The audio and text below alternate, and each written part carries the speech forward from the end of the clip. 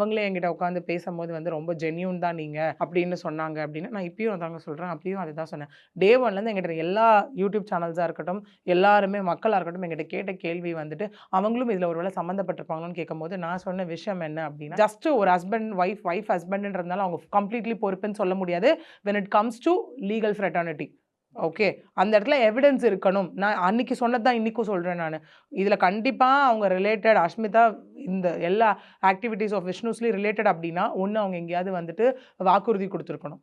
யாருக்காவது ப்ராமிஸ் பண்ணிருக்கணும். நான் பொறுப்புங்க என்ன நம்பி இன்வெஸ்ட் பண்ணுங்கன்னு சொல்லி. இல்ல விஷ்ணுக்காக எங்கேயாவது சைன் பண்ணியிருக்கணும். விஷ்ணுக்காக எங்கேயாவது அண்டர்டேக்கிங் எடுத்திருக்கணும். இது ஏதாவது அஷ்மிதா பண்ணதுக்கான எவிடன்ஸ் இருக்கா? இல்ல அவங்களுமே நான் பண்ணல. எனக்கு அதுக்கு அதுதாங்க நானும் சொல்றேன். இப்ப அவங்க எப்படி வந்து அவங்கள எல்லாம் அவதூறு பரப்புறாங்கன்னு சொல்ல முடியும்னு தான் நான் கேட்கிறேன். அவங்கள பத்தி அங்க யாருமே பேசலன்னு தான் நானும் சொல்றேன் இந்த இப்ப இடத்துல. அவங்க என்ன சொல்றாங்கன்னா, என்னோட பிசினஸ்ல நான் சம்பாரிச்ச பணத்த ஸ்கேமுக்காக என்னோட பிசினஸ் அமௌண்ட் எடுத்து குடுக்கணும்னு நெனைக்கிறாங்களா எல்லாரும்? அப்படின்ற மாரி கேட்கறாங்க. யாருமே அப்படி கேட்கலையே.